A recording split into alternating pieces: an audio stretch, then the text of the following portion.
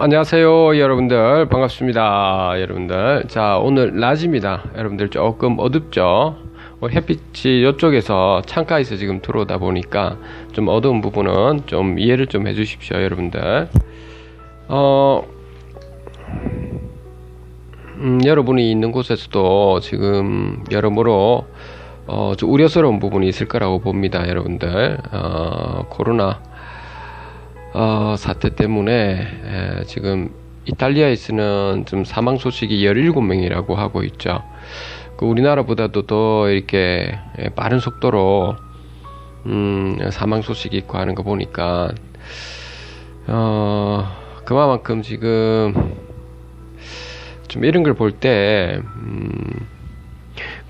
어떤 사태가 터졌을 때는 누구 탓이다 아니다 이걸 떠나가지고 지금은 어떻게 하면 문제를 해결할 수 있을지에 대해서 우리가 좀 많이 고민을 해야 되고, 특히 이제 정부나 특히 정치계에서는 그렇게 하셔야 될 것 같고요. 그렇죠?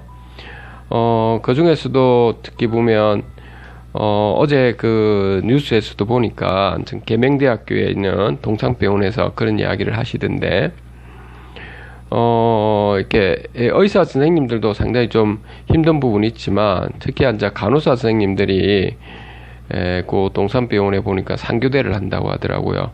환자는 지금 한 3배 정도가 있는데 한 240명 이상이 있는데 그 간호사 선생님은 70명 밖에 안 된다고 합니다. 그래서 그러니까 상교대를 이렇게 돌아가면서 하다 보니까 상당히 피곤하시겠죠. 그래서 지금 보면은 이게 상당히 다들 좀 애처로운 부분도 있고요. 또 격려도 우리 모두가 좀 해드려야 될 것 같고요. 특히 이제 의료계에 있는 분들 중에서도 간호사 선생님들에게 여러분들도 좀 많은 아낌없는 격려를 좀 해주시길 바라고요. 각자는 뭐 위생 관리를 좀 잘 하셔야 되겠죠. 그래요. 그리고 그 젊은 분들이나 약간 연배가 있는 분들이나 지금은 좀 비타민제 같은 것도 좀 드시고, 특히 나이 드신 분들은 뭐 보약이라도 좋으니까 이런 거라도 온라인 구매를 통해서라도 좀 드셔야 될 일사항인 것 같습니다. 오늘 뭐 추경 예산도 뭐 발표가 났고 하면 이게 지금 코로나19 사태가 조금 진전이 되면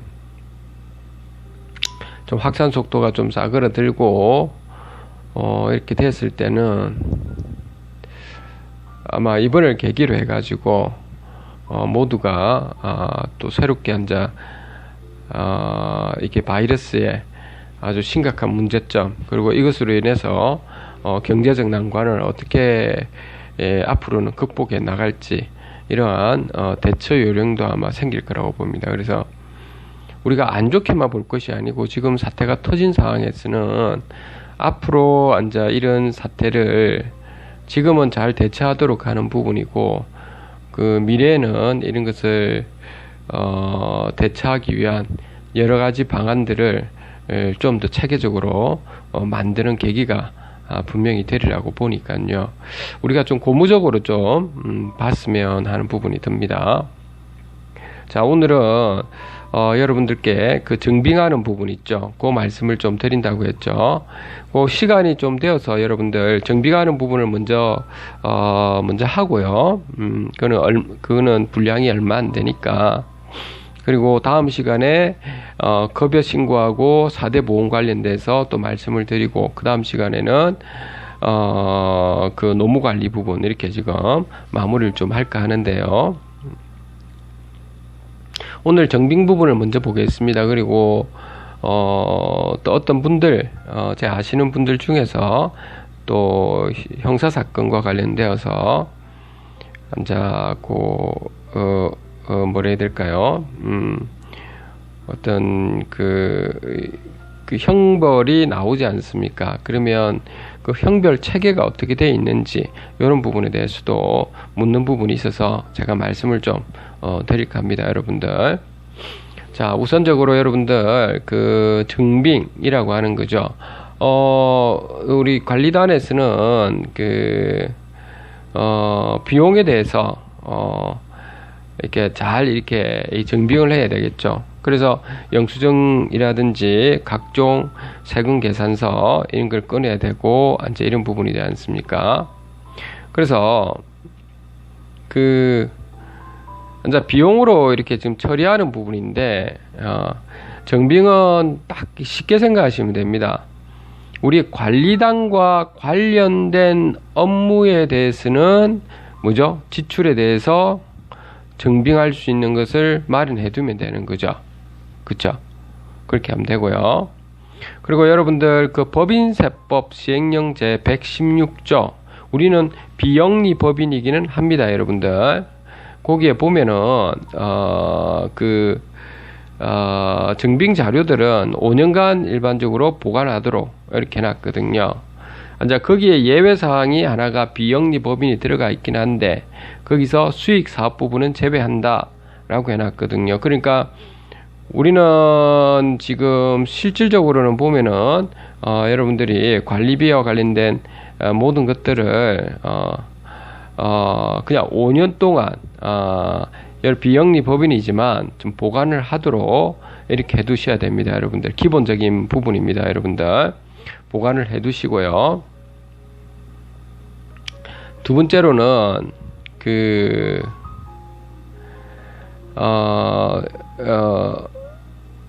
또 하나는 뭐냐면 이제 이런 부분이죠. 이제 여기 이제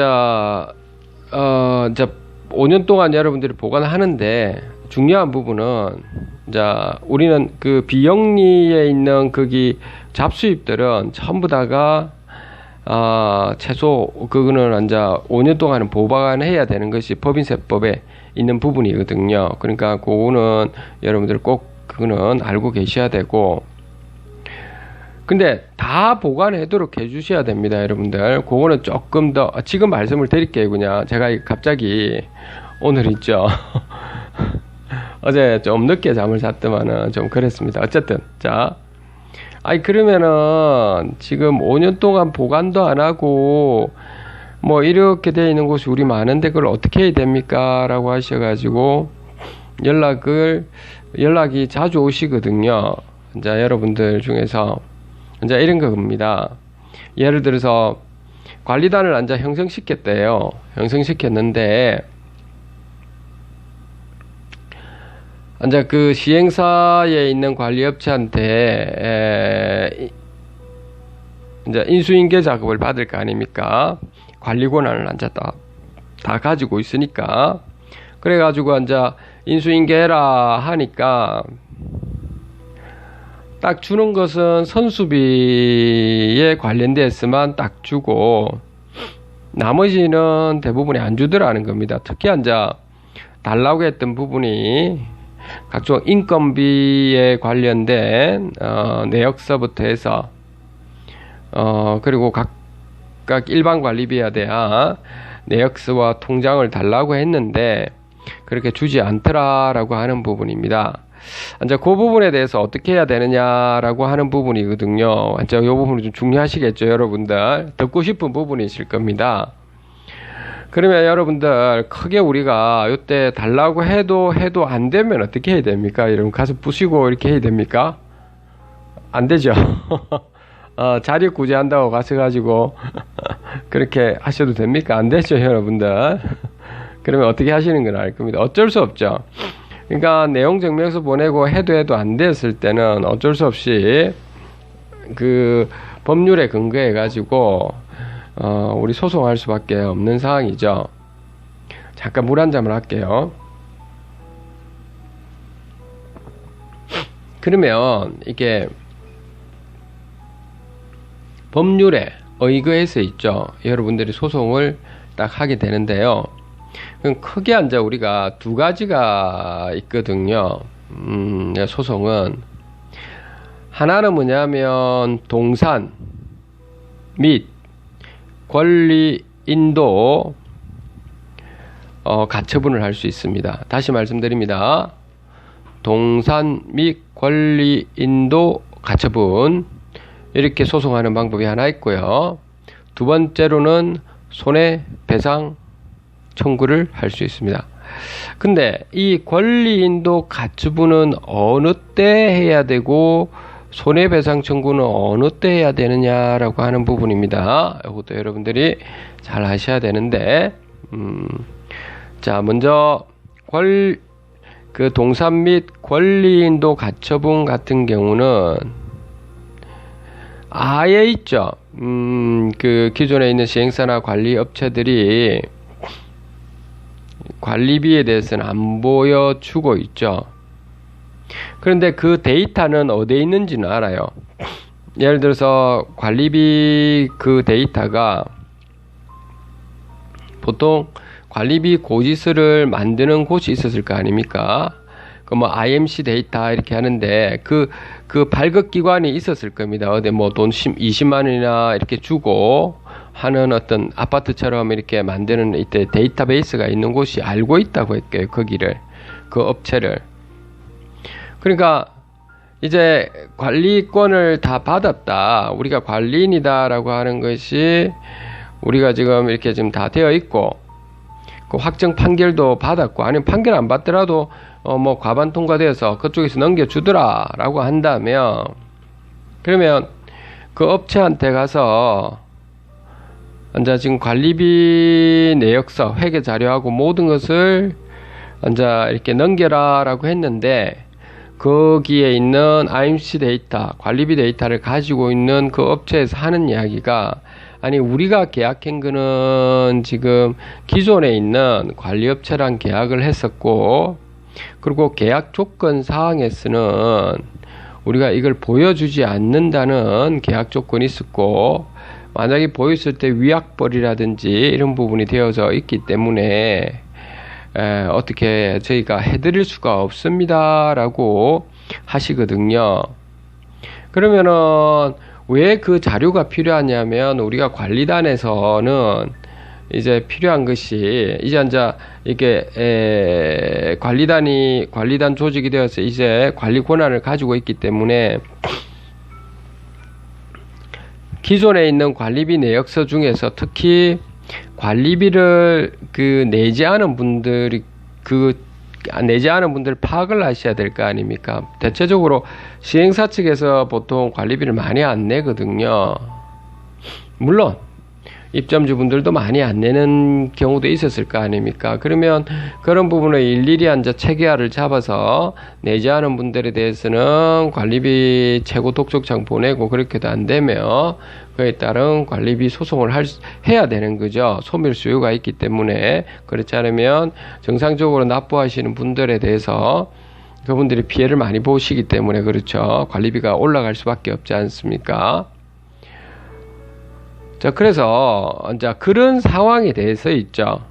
그런 어떤 아예 그 데이터 자체를 보여주지 않고 이런 상황일 때는 여러분들이 진행할 때 동산 및 권리 인도 가처분을 여러분들 하셔가지고 있죠. 그 데이터를 다 받고 이렇게 해서 여러분들이 관리비도 받고 이렇게 하시면 되는 겁니다, 여러분들. 자, 그 다음에 그 손해배상 청구라고 하는 부분인데요. 관리비 부분에 대해서는 아예 그런 IMC 데이터가 있는 관리비 고지서를 있는 곳이 없고, 아예 없다고 하겠습니다. 그렇게 그 업체에서 관리비를 이렇게 프린트하는 이런 곳이 없다. 전혀 없고, 아예 그 관리업체 그 자체에서 자기들이 관리비 고지서를 만들어서 배포하고 만약에 이랬다라고 해볼게요. 자, 그랬을 때는 아예 그 사람들이 보여주지 않겠죠. 여러분들, 그렇겠죠. 이제 그런 경우가 제3자라고 하는 어떤 관리비에 대한 회계를 들고 있는 곳이 아닌, 아예 그 시행사에 있는 관리 업체들이나 이런 사람들이 가지고 있었을 때, 그러면서 보여주지 않았을 때는 어쩔 수 없이 여러분들이 그때는 그 동산 및 권리 인도 가처분도 물론 가능하지만 그것보다는 여러분들 실질적으로 그렇다는 겁니다. 지금 손해배상 청구를 하셔가지고 그 손해배상 청구를 하시면서 있죠. 거기 왜 그걸 보여달라고 하는 게 여러분 뻔하지 않습니까? 그냥 관리비가 부풀어져 있고 각종 용역 계약이나 이것이 잘못됐다는 거잖아요. 여러분들 맞나요? 그쵸? 여러분들 그것 때문에 다들 연락을 오시거든요. 그렇기 때문에 여러분들 그냥 손해배상 청구를 하셔가지고 그 사실조회를 통해서 있죠. 그렇게 해서 통장 내역사하고 다 받아볼 수 있거든요. 그래서 그 받아서 그렇게 해서 거기에 대해서 잘못된 거 찾아내어서 형사 고소는 또 따로 하시면 된다고요. 이제 그렇게 하시면 되겠습니다. 방금 이야기한 거는 굉장히 좀 중요한 부분입니다. 여러분들 아셨죠? 오늘 정빙하면서 이 이야기가 굉장히 좀 중요한 부분이기 때문에 많은 곳에서 이런 사건들이 일어나고 있기 때문에 여러분들한테 이 말씀을 좀 드리는 겁니다. 아까 정빙을 할 때 보통은 우리는 보관 자료가 법인 같은 경우는 뭐 각종 영수증이라든지 세금 계산서라든지 이런 부분 5년간 보관해야 되는데 예외적으로 그 법인세법 시행령에 보면 그 158조에 보면 비영리 법인에 대해서 예외적이다라고 해놨고, 그거는 우리는 집합금을 소유 관한 법률에 따라가 특별법이죠. 거기에 우리는 맞춰서 해주면 된다는 겁니다. 우리는 보관해놔야 됩니다. 그것도 당연히. 수익 사업 부분은 제외한다. 이 부분은 이제 법인세법에 따라서 들어간다라고 아까 저번에도 제가 말씀드렸죠. 그 영업의 수익 부분이 들어오는 부분에 한해서는 이제 그렇게 여러분들이 알고 있으면 되고, 정빙을 할 때 가장 중요한 거는 제가 뭐라 했습니까? 정빙을 할 때 가장 중요한 거는 업무와 우리 관리단 업무와 관련되어져 있는 거에 대해서 우리가 정빙 서류를 마련해야지. 관리단 업무와 관련 없는 건데 정빙 서류 만들고 이러면 되겠습니까? 안 되겠습니까? 안 됩니다, 여러분들. 그 부분은 나중에 세법에서 여러분들 들어가 보면 세법상의 송금 불산입입니다. 그러니까 비용 처리를 못한다라고 하는 겁니다. 비용 처리가 아예 안 됩니다. 그래서 업무 관련 없는 거를 갖다가 비용으로 처리했을 때는 그 처리한 그 사람이 월급에서 까든지 이렇게 하셔야 되죠. 당연하게 그 법적으로 그렇게 돼 있다고요, 여러분들. 그러니까 함부로 여러분들 업무 관련 없는 걸 가지고 이렇게 처리를 하시면 절대 안 된다. 꼭 여러분들이 명심하, 특히 경리 분께서는 이제 이 부분을 꼭 명심하셔야 되고, 세금 계산서도 마찬가지죠. 세금 계산서도 발급을 한다든지 아니면 세금 계산서를 받는다든지 이렇게 있을 텐데, 물품들에 대한 세금 계산서를 발급한다든지 받는다든지 했을 때는 있죠. 그때는 언제 시점이냐면 인도 시점이죠. 인도 시점. 예를 들어서 내가 이런 물건이 있는데, 이런 물건이죠. 이거는 물품. 자, 물품이 내한테 배달되어 왔을 때, 제 집에 배달되어 왔을 때, 그때 제가 받았을 때를 시점으로 해서 세금 계산서가 제가 받은 겁니다. 그 인도 시점을 기준으로 우리가 한다라고 하는 거고요. 그 외에 물건 말고는 그럼 뭐 있습니까? 용역이죠. 노동력. 노동력에 대한 그 공급 시기는 이제 그 세금 계산서를 발급할 때는 용역 제공을 완료한 시점입니다. 그렇기 때문에 여러분들 관리비 있죠. 그러니까 이제 그 직원들 관리비 부분에 직원들 인건비 있죠. 그 부분은 매달 자기가 한 달이 끝나고 난 뒤에, 그렇죠, 한 달 단위에 자기가 용역을 노동을 제공한 그 끝나는 시점에, 완료 시점에 우리는 세금 계산서를 우리 관리단에서 관리업체 쪽으로 우리가 세금 계산서를 끊어서 주는 거죠. 자, 이게 여러분들 다 되겠죠, 여러분들. 이런 부분은 가장 기본적인 부분입니다. 여러분들 아시고 계셔야 됩니다. 자, 그래서 그렇게 여러분들이 알고 있으면 되고, 그리고 5년간 보관이라고 하는 부분도 있죠. 신고 시점을 기준으로 해서 그렇다는 겁니다. 예를 들면 우리 종합소득세가 2020년 5월 말이죠. 종합소득세 신고가 있지 않죠. 그러면 실제로는 신고하고 난 다음날 2020년 6월 1일부터 해서 5년 동안 보관해야 된다. 2025년 그러면 5월 31일이겠죠. 요렇게 되어 있는 겁니다, 여러분들.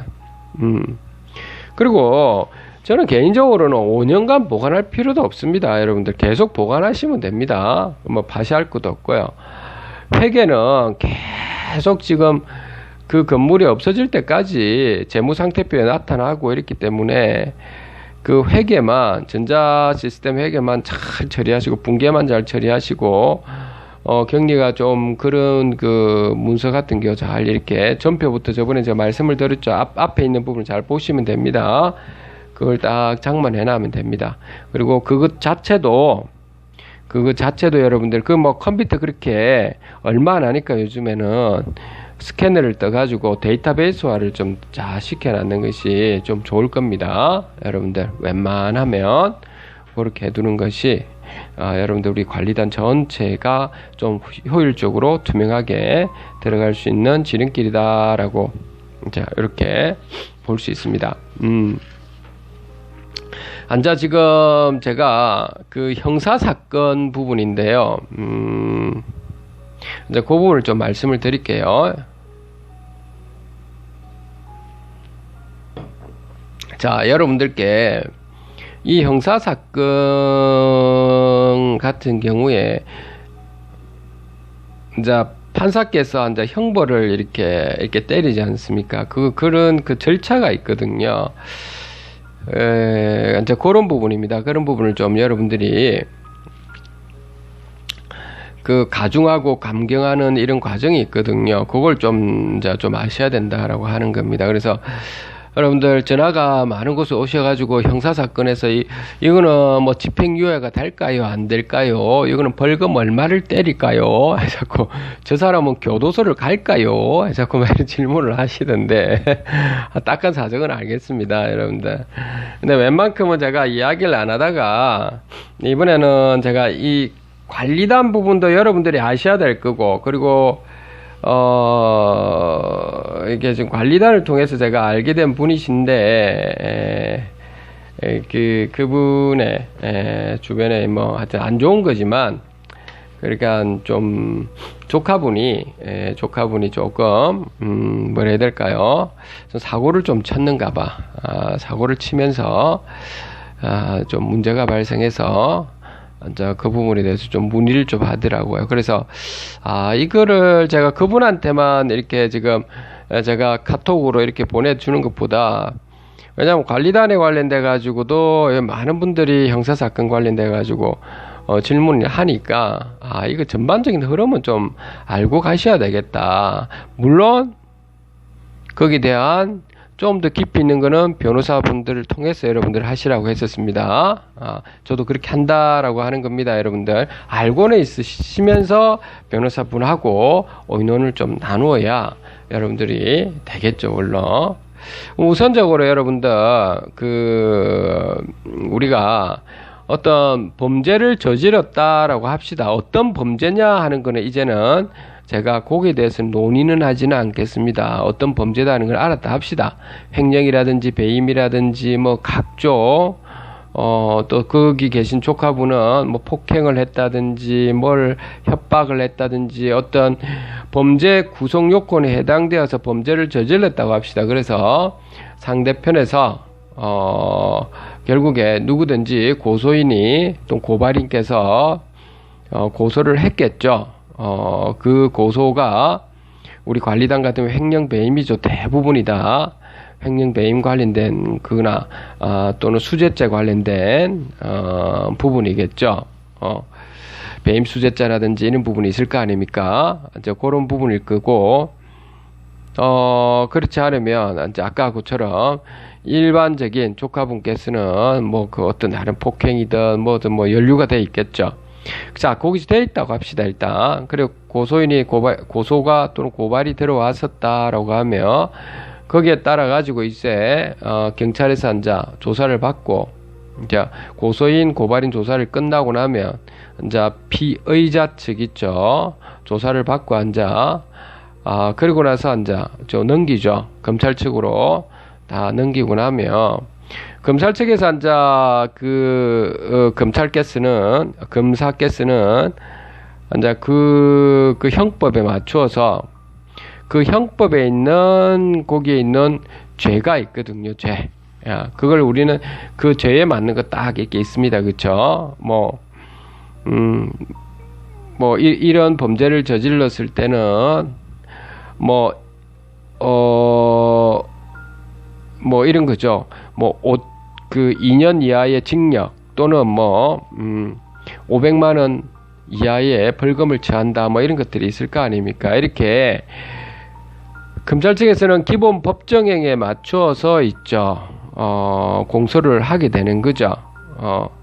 이렇게 쭉 공소를 하면 그러면은 그 부분을 이제 판사께서 하시는 부분이 그 기본 법정에 맞춰 가지고 또 거기에 있는 또 각 그 법정행에서 좀 더 각칙 본조의 또 가중치가 또 거기 나와 있거든요. 그래서 이제 또 어떤 사건 예를 들면은 이런 것들이 아니겠습니까? 사기를 하더라도 상습적인 사기를 하는 경우에 얼마만큼 가중을 한다든지 이렇게 적혀 있습니다, 여러분들. 그래서 각칙 본조의 그 가중치를 이렇게 또 들어가고요. 이제 판사께서 하시는 부분이라는 겁니다, 여러분들. 물론 그것도 우리 일반 변호사분들도 알고 있습니다, 여러분들. 그리고 검사께서도 그런 걸 다 알고 있다는 겁니다. 그래서 가중치도 이렇게 고려하고요, 여러분들.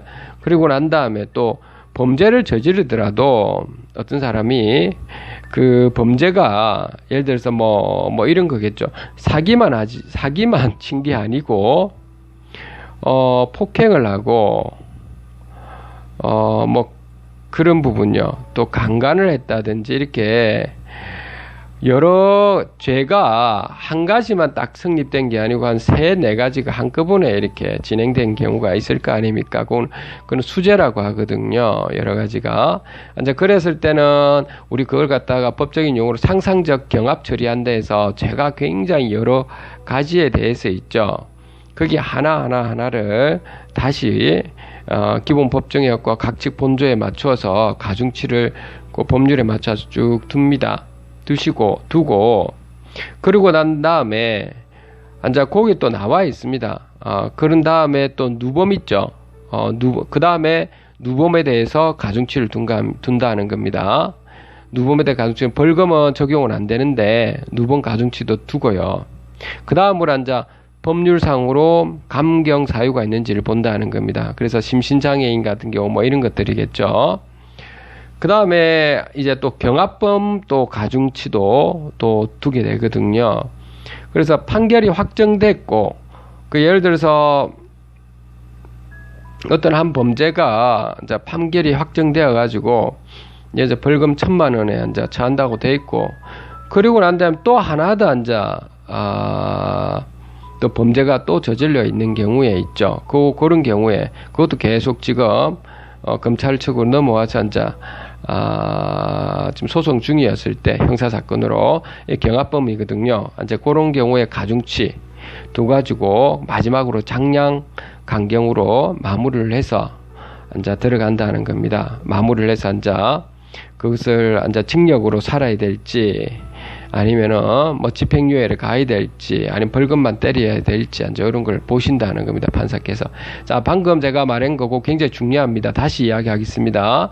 그 순서가 어떻게 되느냐 하면 가중 강경 순서가 그 형법의 제 56조에 나와 있습니다. 기본 법정행에 처음에 딱 틀에 맞춥니다. 판사께서 딱 하시는 부분이. 그거는 이제 변호사분한테도 물어보시면 그걸 다 알고 있습니다. 그래서 그걸 계산하는 거라고요. 그 계산을 대략 어떻게 된다. 그러면 우리 그 같은 경우는 어느 정도의 그 형벌이 처해지겠다는 것도 다 그 예측이 가능하다라는 거 하는 겁니다. 완전히 똑같다 이런 건 아닌데 가능하다라고 예측 가능성이 좀 높다라고 하는 겁니다. 다 알고 있으니까 그분한테 그럼 물어보시면 됩니다. 여러분들 변호사분한테 여러분들 그리고 기본 법정용어로 먼저 들어가고요. 그걸 첫 번째입니다. 순서가 중요하다는 겁니다. 그렇게 한다. 그것도 우리가 형법 제50조에 나와 있다는 거죠. 제가 말씀드린 거. 그리고 기본 법정용어로 먼저 들어가고 그다음 갑칙 본조에서 각 부분에 이 형벌 사항이 있는 부분에 대해서 가중치가 그 나와 있습니다. 형법에. 그래서 가중치를 계산하고 그 다음에 상장적 경합을 처리해서 뭐 여러 가지 제가 한꺼번에 일어났을 때 그 무거운 거 위주로 가겠죠. 그래서 그렇게 한 다음에 그 다음 누범으로 가중을 또 누범 가중 처리를 또 합니다. 벌금은 제외하고 그것도 나와 있습니다.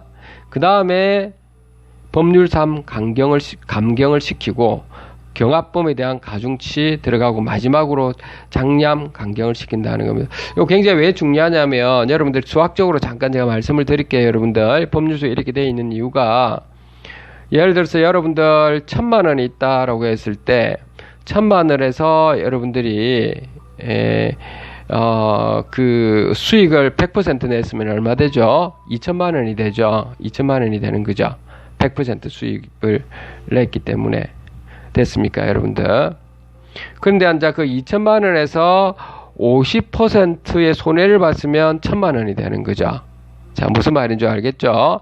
한쪽은 100% 수익을 내가지고 2,000만 원이 된다. 2,000만 원에서 50%만 손실을 봐도 뭐가 된다? 우리는 1,000만 원이 되죠. 이렇게 우리가 이렇게 가중치를 먼저 두느냐, 강경사항을 먼저 두느냐에 따라서 여러분들 굉장히 이게 형벌이 달라질 수 있기 때문에 그래서 이런 부분을 형법 제56조에서 정확하게 가중 강경 순서를 이렇게 지금 만들어 두었습니다. 그래서 여러분들 이제 변호사에게 이제 그 이야기를 딱 하시면 된다라고 하는 겁니다. 아셨죠? 그리고 형법에 보면은 또 이런 것들이 있거든요. 참고적으로 뭐 6년 이하의 징역 또는 1,000만 원 이하의 벌금에 처한다라고 할 때 그때 또는이라고 하는 거는 여러분들 둘 중에 뭐 6년 이하 징역이면 뭐 5년 징역형에 처한다. 그리고 1,000만 원 이하 벌금이니까 뭐 500만 원 벌금을 준다. 이렇게 하면 안 되고요. 형법에 또는이라는 건 둘 중에 하나만 선택한다 이런 겁니다. 또는이라고 하는 부분이 뭐 둘 다를 선택할 수 있는 이런 건 아닙니다. 여러분들 참고적으로 여러분들이 혹시라도 형법에 있는 거기를 좀 국가에 있는 법률 거기 인터넷상에 법률이 이 부분을 참고하실 때 여러분들이 좀 보셔야 된다 이 말입니다.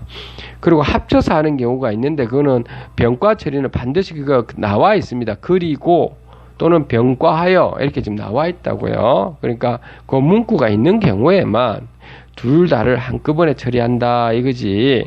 형법에 또는이라고 있으면 둘 중에 하나만 처리한다. 이것도 상식적으로 여러분들이 좀 알았으면 좋겠고, 그리고 뭐 특정 경제, 특정 강력 범죄 이렇게 좀 특정이라는 말이 붙었으면 굉장히 센 겁니다, 여러분들. 그래서 그런 부분은 여러분들이 뭐 조심할 건 뭐 있겠습니까? 사기꾼들은 걔들은 좀 잘 피해 나가려고 그것만 또 보는 사람들이 있습니다. 교도소에 있는 사람들 중에서는 이런 거 참 더 잘 알아요. 소위 말해 판사나 변호사, 검사보다 더 잘 아는 경우도 있다고요. 하도 깜빵이 왔다 갔다 하니까 그런 경우도 있고요. 이제 제가 그분 아시는 분, 관리단 때문에 이렇게 아시던 분, 조카분 있죠. 조카분 같은 경우는 이제 그 과거에는 그 어릴 때 보호관찰을 했죠. 그건 이제 이게 형벌이 아니거든요. 보호관찰이라고 하는 부분 형벌은 아닙니다. 형벌은 아니고 이제 이게 앞으로 범죄를 저지를 수 있는 부분이 있기 때문에 예방 차원에서 보호관찰을 그때 당시에 한 거죠. 그러다 이제 나이가 이제 나이도 있고 이제 조금 심각하다 싶었을 때 이제 드디어 그 형벌을 이번에 가하는 거죠. 그래서 이제 그분께서는 그 조카분이 이제 구속 됐다고 했죠. 거기 이유는 거기 증거인멸이라든지 이런 부분이기 때문에 그렇게 하신 거는 맞고요. 거기에 대해서 우리 인정을 해야 됩니다. 뭐 판사가 뭐가 있다 이렇게 생각하시는 안 되고 그 피해자 입장도 생각해 주셔야 되니까요. 그래 보석도 뭐 안 되는 부분이 있었다. 뭐 그렇죠. 그거는 이제 될 수도 있고 안 될 수 있는 부분도 있으니까 그거는 이제 재판하시는 판사의 마음이라고 생각하면 됩니다. 그렇게 물론 그 원칙은 있습니다. 자기 나름대로의 그리고 법률에 있는 기준이 좀 있으니까요. 맞춰서 했을 것 같고요.